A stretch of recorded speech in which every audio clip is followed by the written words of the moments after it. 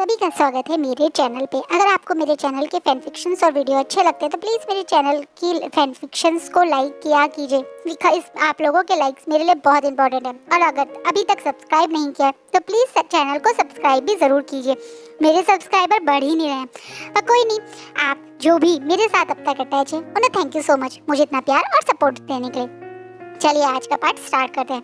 Last part में हमने देखा था कि शाओ शिनचैन और शुयांग को मैडम लैन क्यों विंग की शादी करना चाहती थी, वो बात बताती हैं। दूसरा, शाओ शिनचैन को कहीं ना कहीं ये को दूसरा विंग है शक हो चुका है और वो अपनी साइड से विंग को ढूंढने की कोशिश कर रहे हैं। दूसरी तरफ लैन हीलर ने विंग को काफी रिकवर कर दिया था। ये इंपीरियल लैन हीलर स्पेशली अब लांगवांग जी से मिलने जा रहा है। अब आगे सभी लोग इस समय बेचैनी से इस रूम में बैठे हुए हैं, एक दूसरे की तरफ देख रहे हैं, लेकिन कोई किसी से कोई बातें नहीं कर रहा, क्योंकि सब लोगों के दिमाग में अपने ही कुछ क्वेश्चन चल रहे हैं। वहीं दूसरी तरफ नी हुसैन अब ये बोरियत बर्दाश्त नहीं कर पा रहा था और कुछ बोलने ही जा रहा था। तभी अचानक से उस रूम का डोर खुलता है और अंदर ये बुजुर्ग सा एजेड सा लैन हीलर एंट्री करता है। उसके वहाँ पे खड़े होते ही सब लोग उसे बो करते हैं एज अ रिस्पेक्ट। वहीं वो हीलर अंदर आते ही उस रूम को क्लोज करता है और तुरंत उस रूम में साइलेंसिंग स्पेल लगा देता है ताकि कोई भी इन लोगों की बात ना सुन पाए। अचानक से इस हीलर को ऐसे सीक्रेटली मिलना और उसके बाद इस तरीके से साइलेंसिंग स्पेल लगाना कहीं ना कहीं इन लोगों के दिमाग में और बहुत सारे क्वेश्चन उठा रहा है। वहीं वो हीलर अपनी जगह से आगे आता है और सबसे बड़े बोलना शुरू करता है। धन्यवाद आप सभी का मेरे एक बार बुलाने पे यहाँ आने के लिए। मैं आप सभी लोगों को बहुत दिल से शुक्रिया करता हूँ कि आप लोगों ने मेरी बात मान के ये बात सिर्फ अपने तक रहने दी। इस बात पे आप सब लोग एक दूसरे की तरफ देख रहे हैं और फिर लैन हीलर की तरफ देख रहे हैं और तब लान कुरैन बोलते हैं, कोई बात नहीं, हम अच्छे से जानते हैं आपने हमें यहाँ बुलाया होगा तो कोई बड़ी बात ही होगी। आप इस तरीके से सबसे छुप के हमसे मिल रहे हैं तो ज़रूर कोई बड़ी बात है और मैं उस बारे में जानना चाहता हूँ। हाँ, आप सही कह रहे हैं मास्टर लैन, बात बहुत बड़ी है, इसीलिए मैंने आप सबको बुलाया है। सबसे पहले तो मैं लैन फॉरेन और कॉन्क्यूपाइन वैनचिंग का धन्यवाद करना चाहूँगा। आप दोनों ने जो सोचा था वो बात बिल्कुल सही थी। दोनों की वजह से ही शायद हम आज कॉन्क्यूपाइन वी वुशान को बचा पाए हैं। उनका शक बिल्कुल सही था, कोई जानबूझ के कॉन्क्यूपाइन वी वुशान को ये गलत मेडिसिन दे रहा था जिसके कारण उनके घाव वो हील नहीं हो रहे थे बल्कि अंदर से इनमें इन्फेक्शन होता जा रहा था। वो तो उनकी गोल्डन कोर इतनी ज़्यादा स्ट्रॉन्ग है कि वो सरवाइव कर पाए। इस बात पे सब लोग शॉकिंग थे। अब लैन हीलर की तरफ देख रहे हैं। वहीं लान कुरैन अब अपने ऊपर कंट्रोल ना करके आगे बोलते हैं, क्या कोई वीवुशान को गलत मेडिसिन दे रहा था? हाँ, आज यहाँ सबको बुलाने का कारण यही है क्योंकि मुझे दो बड़ी बड़ी बातें पता चली हैं। एक, हमारे हरम में बहुत चीज़ें गलत हो रही हैं जिन पे हमारा ध्यान नहीं जा रहा।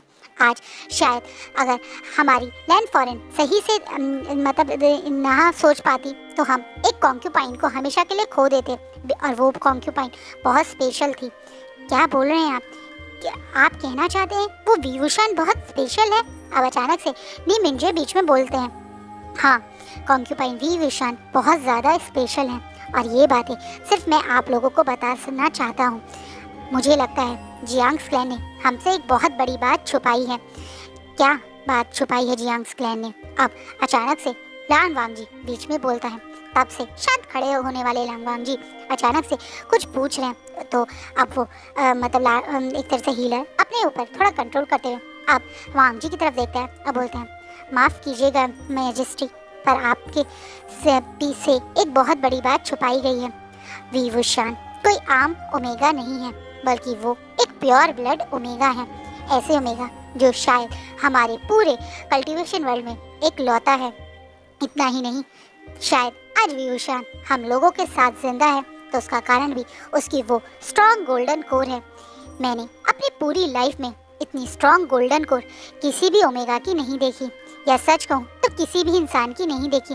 शायद सिर्फ एक ही इंसान था जिसके पास मैंने इतनी स्ट्रॉन्ग गोल्डन कोर फील की है और वो कोई और नहीं मैजेस्टी, आप थे। आपकी जितनी स्ट्रॉन्ग गोल्डन कोर वीवुशान के पास है। ये बात सुनने के बाद आप एकदम से लान शिनचैन, कुरैन, लांगवांग जी, यहाँ तक कि इस कमरे में खड़ा हर पर्सन एक दूसरे की तरफ देख रहा है और इस बात पे जैसे भरोसा नहीं कर पा रहा। कुरैन तो पूछ लेते हैं, ये आप क्या बोल रहे हैं? एक ओमेगा के पास इतनी स्ट्रॉन्ग गोल्डन कोर, आप अच्छे से जानते हैं वांग जी की जितनी स्ट्रॉन्ग गोल्डन कोर तो ना ही मेरे ब्रदर के पास थी, जो कि अपने टाइम पे सबसे स्ट्रॉन्ग अल्फा थे। उसके बावजूद आप कह रहे हैं वो कमज़ोर सा दिखने वाला कॉन्क्यूपाइन वी वुशान हमारे वांग जी के बराबर स्ट्रॉन्ग गोल्डन कोर कैरी करता है। मुझे इस बात पे भरोसा नहीं है। मैं जानता था शायद आप मेरी बात पे भरोसा नहीं करेंगे, इसलिए मैं आप लोगों को इसलिए यहाँ बुला रहा हूँ। आप चाहें तो एक बार जब वो होश में आ जाए तो किसी और से इसके बारे में क्रॉस चेक कर सकते हैं। मैं जानता हूँ कि आप लोग मेरी बहुत इज्जत करते हैं, इसलिए मैं आपसे कोई बात छुपाना नहीं चाहता था। वह अगर आज हमारे वी कॉन्क्यूपाइन वी वुशान जिंदा हैं तो वो कहीं ना कहीं उनकी उस गोल्डन कोड का ही कारण है। वो इतनी स्ट्रॉन्ग मेडिसिन खा रहे थे और उनके अंदर से जैसे उन्हें पूरी तरह से उनकी बॉडी को वीक किया जा रहा था। अगर कोई और कमज़ोर इंसान होता तो कब का मर जाता। वो तो उनकी गोल्डन कोर ही थी जिसके कारण वो अब तक सरवाइव कर पाए। आप मेरी बात पे यकीन नहीं करते तो आप किसी और से भी एक बार ओमेगा वी वुशान को ज़रूर चेक करवा सकते हैं।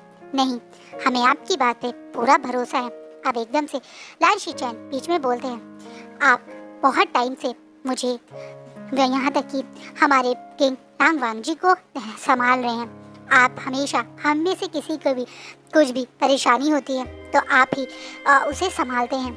आपकी जितनी नॉलेज शायद ही इस कल्टीवेशन वर्ल्ड में किसी और हीलर के पास होगी, और अगर आप ऐसा कह रहे हैं तो ये सच होगा। लेकिन हाँ, ये बात सच है। इतनी बड़ी बात जियांग्स क्लैन हमसे कैसे छुपा सकता है? इतना स्ट्रॉन्ग कल्टीवेटर हमारे साथ है और हमें इस बारे में पता ही नहीं। ये कैसे हो सकता है?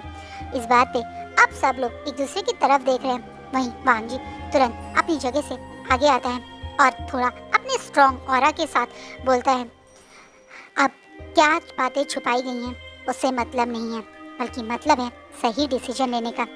ब्रदर, कल आप जियांग्स क्लैन को मेन हॉल में बुलाएंगे। अब हम उनसे डायरेक्ट बात करेंगे।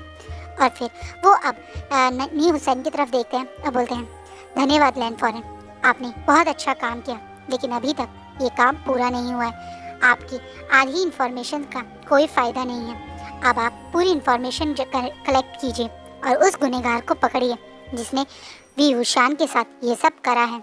गलती चाहे किसी की भी हो, आप मुझसे डायरेक्ट आके बताएंगे। इस बात पे अब नी हुसैन तुरंत अपनी जगह से आगे आता है और वांग जी को पुकारता है, योर मैजेस्टी, आप चिंता मत कीजिए, मैं खुद उस इंसान को जल्द से जल्द ढूंढना चाहता हूँ और बहुत जल्दी मैं आपके पास सारे सबूतों के साथ उस गुनहगार का नाम लेकर आऊँगा। ये मेरा आपसे वादा है। पर हाँ, मैं आपसे एक बात और कहना चाहता हूँ। इस बात पे अब लांगवांग जी नी हुसैन की तरफ देख रहे हैं। योर मैजेस्टी, मुझे ऐसा क्यों लगता है जैसे ये सब उस हादसे को सच्चाई ना सामने आए इसलिए करा गया है। हमें दोबारा से उस जिन क्लैन के अल्फा को भी बुलाना चाहिए, क्योंकि उस इंसान ने हमारे क्लैन के अंदर आकर आपकी कॉन्क्यूपाइन के साथ गलत करने की कोशिश करी थी। हमने उस दिन से लेकर अब तक इंतज़ार किया था और मुझे लगता है वो इंतज़ार ख़त्म होने का टाइम आ गया है। आपको तुरंत उस जिन अल्फ़ा को यहाँ बुलाना चाहिए ताकि वो हमारे क्लैन के अंडर में ही रहे और सारी कोई भी नया सबूत मिटा या बना ना सके। सही कहा लैंड फॉरेन आपने, हमें ऐसा ही करना चाहिए। अब ये बात बोलने के बाद ये तो सब लोग उस रूम से चले जाते हैं। वहीं वांग जी भी अब अपने कक्ष में आ जाता है। उसे पता है कि अभी दूसरे रूम में वी वुशान है। यही सोचता है कि कल सुबह जब वी वुशान को होश आएगा तो वो खुद वी वुशान से एक बार डायरेक्ट बात करेगा। 4 साल पहले शायद उसने कुछ गड़बड़ कर दी थी और उस एक बार भी वी वुशान से खुद से जाके बात ना करने का कहीं ना कहीं वी वुशान अपनी जान गंवाने वाला था। वो भी उसी के क्लैन में। उस चीज़ की भी उसे हल्का सा गिल्ट महसूस होता है।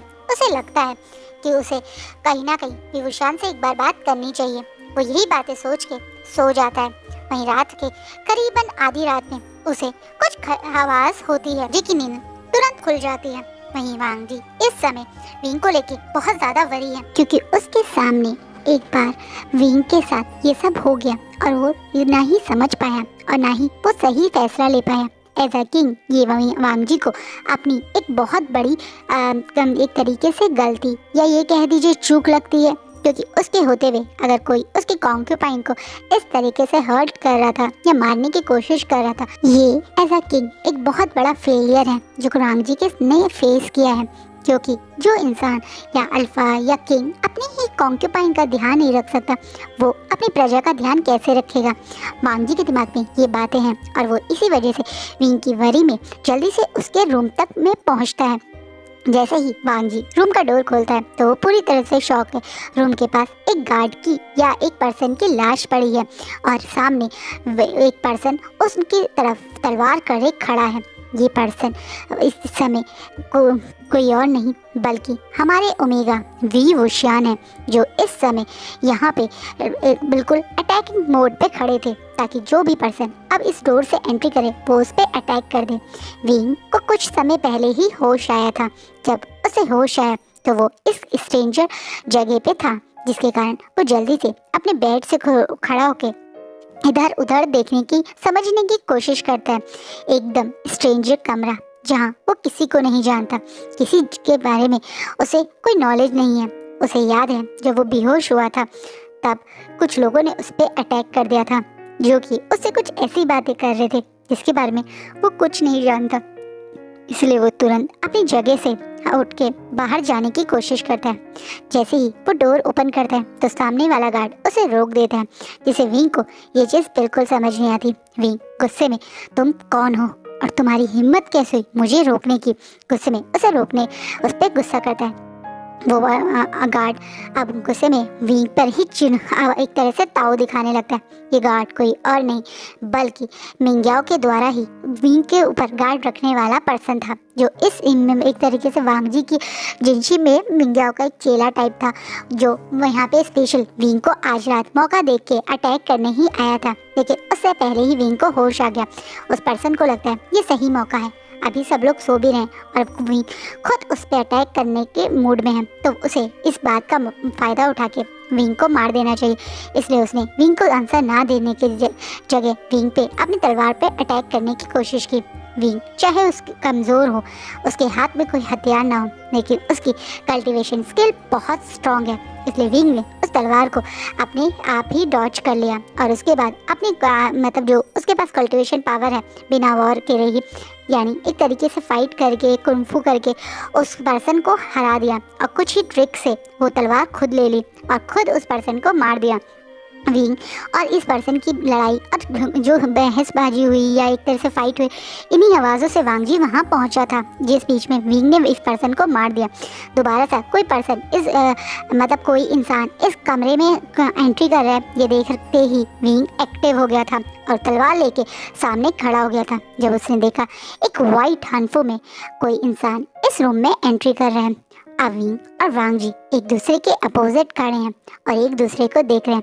जब वांग जी पूरी तरह से शॉक है विंग के इस नए रूप को देख के, उसके बाल पूरी तरह से हवा में उड़ रहे हैं। विंडो से आती हुई सनलाइट मूनलाइट विंग को और ज़्यादा ब्यूटीफुल दिखा रही है। विंग के फेस, आँखें, नैन नक्श बिल्कुल पहले जैसे हैं, लेकिन आँखों के अंदर कुछ अलग है। ये आंखें बिल्कुल भी वो पुरानी विवोशान जैसी आंखें नहीं लग रही। इन आंखों में एक अजीब सी चमक, एक अजीब सी शाइन है। वांग जी कुछ पल के लिए इन आंखों में गुम ही गया, जैसे इन आंखों में उसे कुछ अलग दिखा, कुछ ऐसा जो उसे अपनी तरफ अट्रैक्ट कर रहा है। ये एक विवोशान जो हमेशा उसके सामने रहता है, ये वो विवोशान क्यों वांग जी को नहीं लग रहा। ऊपर से ये स्मेल विंग के पास से ये आती हुई नई स्मेल वांग जी को बहुत ज़्यादा स्वीट और जैसे अपनी तरफ खींच रही हो ऐसा महसूस हो रहा है। ये कैरेमल और एक स्वीट थोड़ा सा जैसे लोटस की स्मेल हो ऐसा फील हो रहा है। पर पहले वाली विभूषण की क्या ये स्मेल थी? क्या वांग जी ने कभी पहले वाले विभूषण की स्मेल फील करी थी? क्या हो गया है वांग जी को? ये विभूषण इतना ज़्यादा क्यों अब उसे अपनी तरफ एक अजीब सी अट्रैक्शन फील करवा रहा है, एक अजीब सी एडिक्शन फील करवा रहा है, जैसे वो एक तरफा अपने ऊपर या अपनी बॉडी के ऊपर, अपने अल्फा के ऊपर कंट्रोल नहीं कर पा रहा है। वांग जी जो एक बहुत स्ट्रॉन्ग कल्टिवेटर है और उसने मेडिटेशन कर करके अपने अल्फा को अपने पूरे कंट्रोल में रखा है, क्योंकि वांग जी का अल्फा एक प्योर ब्लड अल्फा है, एक ट्रू ब्लड अल्फा जिसके हैंडल करना बहुत मुश्किल है। अगर वो अपने अल्फा फॉर्म में आ जाए तो वो एक डेमन, एक बीस्ट बन जाता है। इसी कारण वांग जी अधिकतर अपने अल्फा को खुद ही लॉक करके रखता है। लेकिन आज जैसे वांग जी का अल्फा उसके कंट्रोल से भी बाहर आना चाहता है। क्यों उसके अल्फा को आज ये ओमेगा एक अजीब सी, एक अलग सी फीलिंग दे रहा है। वहीं ऐसा ही कुछ हाल विंग का भी है। विंग ने इतना ब्यूटीफुल अल्फा अपनी पूरी लाइफ में नहीं देखा।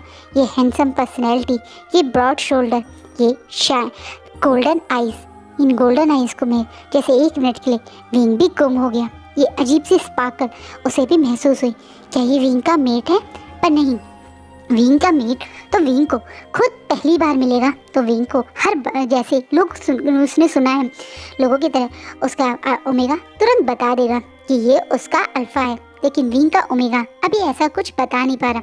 लेकिन हाँ, उसका ओमेगा इस पर्सन की तरफ ज़रूर एक अजीब सी अट्रैक्शन फील कर रहा है। अपने ओमेगा को कंट्रोल करते हुए गुस्से में अपनी तलवार को आगे उस पर्सन की तरफ करता है और अपने गुस्से वाले और आवाज़ के साथ बोलता है, कौन हो तुम?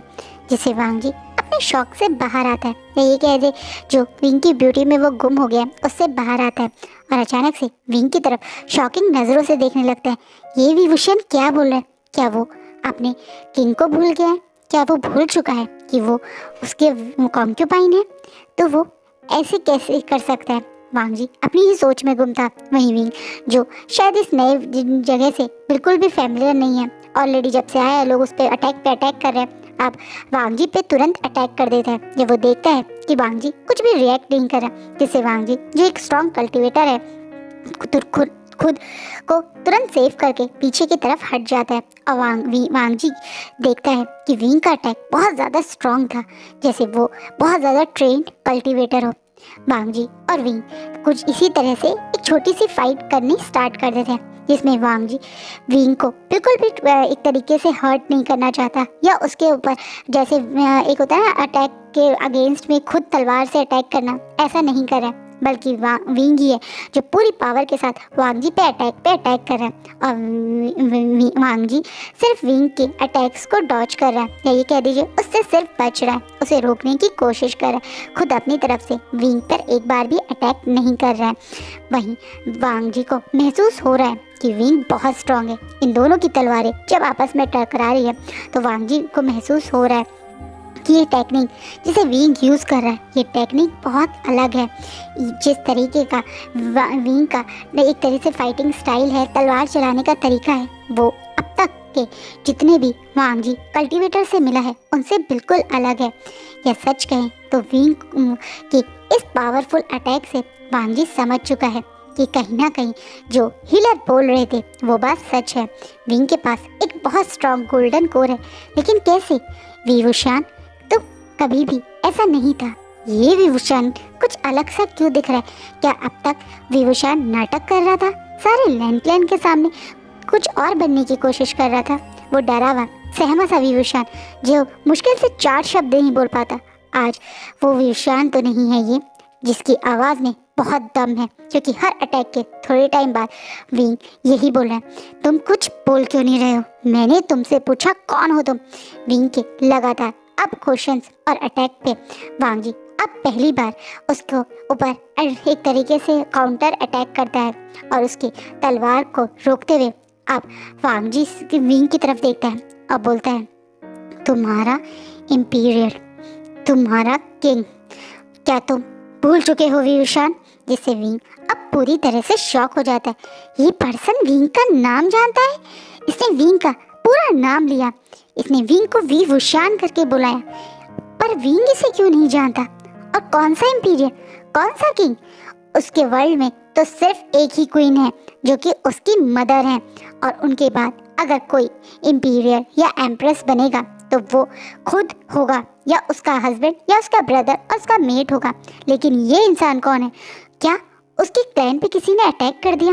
एक अजीब से क्लैन ने जिसके बारे में विंग कुछ नहीं जानता, इन हानफू के बारे में कुछ नहीं जानता, और इस पर्सन के माथे पे बने इस फोरहेड रिबन को देख कर आया विंग, जो कि एक रॉयल्टी का निशानी लग रहा है। क्योंकि ये फोरहेड रिबन काफ़ी अच्छे और बड़े जेट या ये कह दीजिए मटेरियल, जो कॉस्टली मटेरियल है उसका बना हुआ है, जो कि शायद कोई एक कमज़ोर क्लैन तो नहीं ले बनवा सकता। तो क्या सचमुच में उसके पेरेंट्स को इन लोगों ने मार दिया? क्या उसके भाई और उसका मेट कहाँ है? विंग अब इतने सारे क्वेश्चंस में है। उसके सर बहुत शार्प पेन हो रहा है, क्योंकि वो अभी हैवी मेडिसिन पर ही था। काफ़ी टाइम से उसे पॉइजन दिया जा रहा था। उसकी बॉडी अंदर से वीक ही तो थी। हाँ, उसे होश आ गया था और होश में आते ही वो लगातार फाइट कर रहा है। पहले एक पर्सन को मारा और अब वो वांग जी से फाइट कर रहा है।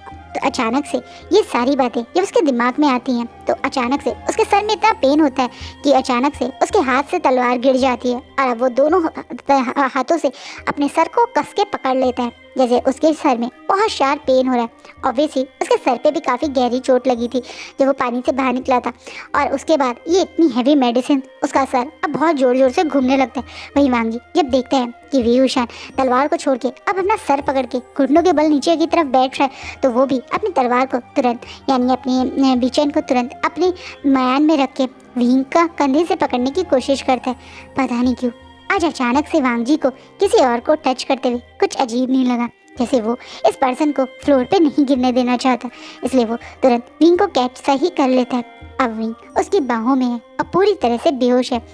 वांग जी देख रहा है कैसे अब विंग का क्लियर फेस उसे साफ साफ दिख रहा है। अधिकतर मुंह नीचे करके, नज़र नीचे करके अपना फेस कभी कभारी वांग जी के ऊपर करने वाला वी वुशान आज क्लियरली वांग जी के सामने है। ये फेस जो अभी बहुत ज़्यादा पेल लग रहा है, लेकिन उसके बावजूद भी वह कितना ज़्यादा ब्यूटीफुल है। इसकी ये पेल फेस और इसका इस तरीके से बेहोश होना वांग जी को इतनी बेचैनी क्यों फील करवा रहा है? क्या हो गया है वांग जी को? क्या ये गिल्टी फील कर रहा है क्योंकि वांग जी वी वुशान का ध्यान नहीं रख पाया और ये सब कुछ उसी की एक तरह से लापरवाही की वजह से हुआ है, या कुछ और है? वांग जी नहीं जानता, लेकिन वो इस समय वी वुशान के साथ कुछ गलत नहीं होने देना चाहता। इसलिए वो विंग को तुरंत ब्राइडल स्टाइल में उठा के अपने रूम की तरफ ही ले जाता है। उसके कदम इतनी जल्दी में है जैसे वो आज कुछ रूल्स के बारे में सोचना ही नहीं चाहता। वो तुरंत विंग को अपने ही बेड पर लेटा के तुरंत हीलर को बुलाने के लिए कहता है। पता नहीं क्यों वांग जी का मन विंग को उस रूम में वापस वहाँ पे रखने का नहीं करा। उस गार्ड की बॉडी के कारण या कुछ विंग के साथ इतनी देर में ना हो जाए इस डर के कारण। क्या वांग जी क्या खुद का महल भी सेफ नहीं है? क्या हो रहा है ये जो वांग जी को हर चीज़ पे अब शक हो रहा है? विंग को लेकर उसके अंदर एक अजीब सा कंसर्न और पजेसिवनेस आ रही है, जैसे वो अब विंग को कहीं भी दूर नहीं जाने देना चाहता, कहीं भी एक पल भी, एक मिनट भी अपनी आंखों से दूर नहीं रखना चाहता, जब तक उसे होश ना आ जाए, जब तक वो जान ना पाए कि विंग ने क्यों उसे पहचानने से इनकार कर दिया। तुरंत हीलर वहाँ पहुँचता है। जब वांग जी के आधी रात में हीलर की तरफ से इनविटेशन आता है तो कहीं ना कहीं एक तरीके से किंग का एडवाइजर्स, किंग के लोगों तक भी खबर पहुंच जाती है, जिनमें सबसे पहला नाम नीमिंजे का होता है, क्योंकि वो ऑब्वियसली इस पूरे इम्पीरियर मतलब इंलैंड क्लैन के एडवाइज़र हैं। वहीं उनके अंकल यानी लान कुरैन तक पहुंच जाती है।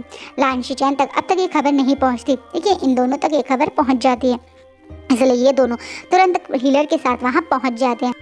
वांग जी हीलर के आते ही क्या जो भी हुआ उस बारे में बताता है, जैसे विंग उसे पहचान नहीं पाया और बाद में अपना सर पकड़ के ऐसे बैठ गया, जिसके कारण हीलर अब विंग को अच्छे से चेक करता है और बताता है कि शायद उनके जो हेड इंजरी है उसके कारण ही उन्हें ये शार्प पेन हुआ होगा। होश में आते ही वो इतना ज़्यादा फिजिकल और एग्रेसिव बिहेव कर रहे थे, इसके कारण शायद उनका बीपी भी बढ़ गया हो या खून का दौर भी बढ़ गया हो, जिसके कारण उनके सर पे जोर पड़ा हो। इस तरीके की बात जो हीलर ने बताई उससे वांग जी को जो आंसर चाहिए था हीलर से वो नहीं मिलता, इसलिए वो अब स्ट्रेट पोजीशन में या ये कह दीजिए अपने वही कोल्ड ऑरा के साथ पूछता है, लेकिन उसने मुझे पहचाना क्यों नहीं? क्या वो अपनी याददाश्त गंवा चुका है? जिस बात से पीछे खड़े कुरैन और यहाँ तक कि नीम इंजे भी शॉक हो जाते हैं। क्या वी वुशान ने लांग वांग जी को नहीं पहचाना? ऐसे कैसे?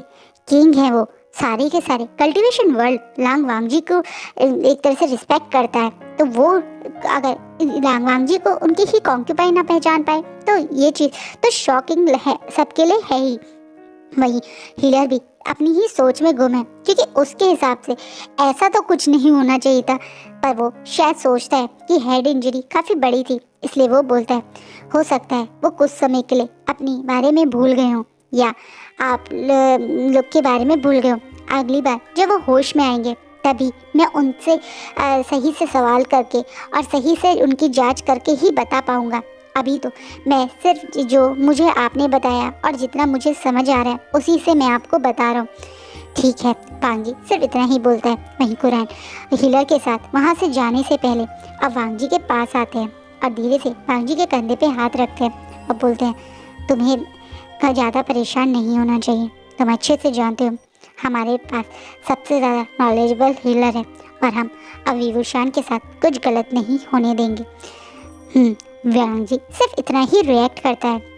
वहीं उन्हीं में जो वांग जी के पास रहते हैं जी और कुरैन और हीलर वहाँ से चले जाते हैं अपनी जी में जी वांग जी के बिल्कुल पास रह मतलब अकेले में, जब कोई उनकी बातें ना सुन पाए, जब उनसे पूछते हैं किंग लांग वांग जी क्या आप मेरी कोई मदद चाहते हैं?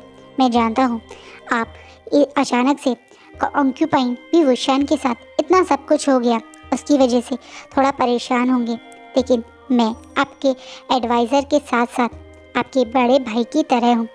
हमेशा आपने मुझे बहुत रिस्पेक्ट दी है और अपने भाई की तरह ही ट्रीट किया है, इसलिए मुझसे अपने दिल की हर बात बता सकते हैं।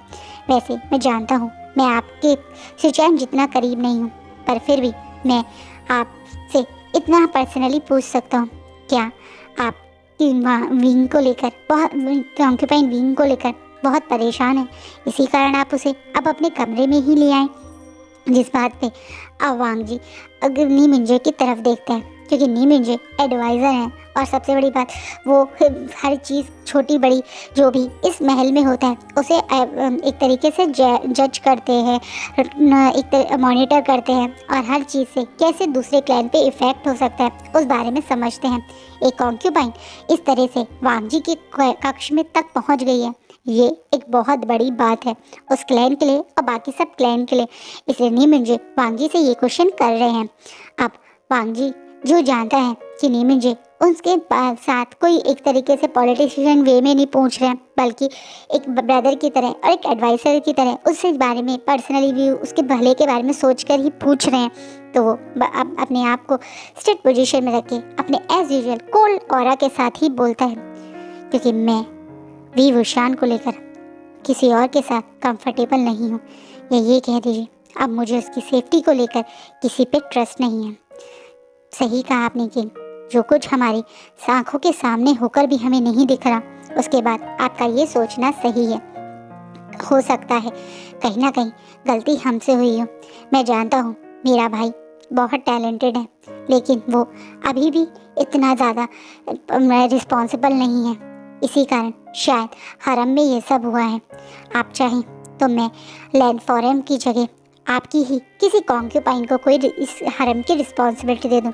नहीं, वांग जी तुरंत नी मिंजे को रोकता है, क्योंकि वो जानता है कि अभी नी हुसैन के अलावा किसी को भी रिस्पॉन्सिबिलिटी देकर उसकी पावर बढ़ाने की ज़रूरत नहीं है, इसलिए वो एकदम से नी मिंजे को रोक रहे हैं और तुरंत बोलते हैं नी मिंजे आप ऐसा मत सोचिए, हमारी लैंड फॉरम की वजह से ही आज शायद विभूषण जिंदा है, बल्कि उनसे ज़्यादा रिस्पॉन्सिबल हरम के लिए मुझे कोई और नहीं लगता। लेकिन हाँ, हरम के अंदर भी जो पॉलिटिक्स हो रही है, जो सब कुछ हो रहा है, जो चालबाजियाँ चल रही हैं, उसके लिए हमें किसी को हरम में हायर करना चाहिए। मैं जानता हूँ वैंचिंग और आपके भाई लैंड फॉरन बहुत ज़्यादा टैलेंटेड हैं, वो दोनों किसी के साथ गलत नहीं होने देंगे, लेकिन वो दोनों उन लोगों के साथ हमेशा रह के हमें वो नॉलेज नहीं दे सकते। तो क्या आप कोई सीक्रेट स्पाई वहाँ भेजना चाहते हैं? इस बात पे वांग जी में रिस्पॉन्स करता है और नी मिंजे उनकी बात समझ के वहाँ से चले जाते हैं। वांग जी ने ये कुछ सोच कर करा है, वहीं नी मिंजे भी बहुत अच्छे से जानते हैं ऐसा क्यों हुआ है। इसलिए नीमच जी वहाँ से एग्री होके चले जाते हैं और आज का पार्ट यहीं रुकता है। आपको क्या लगता है, आपको क्या लगता है कौन होगा ये न्यू स्पाई और क्या कहानी में ट्विस्ट लाएगा ये? उसके लिए आप मेरा नेक्स्ट पार्ट ज़रूर देखना। आई होप आपको आज का पार्ट अच्छा लगे। प्लीज़ मुझे कमेंट में बताइएगा स्टोरी आपको कैसी लग रही है। Thank you.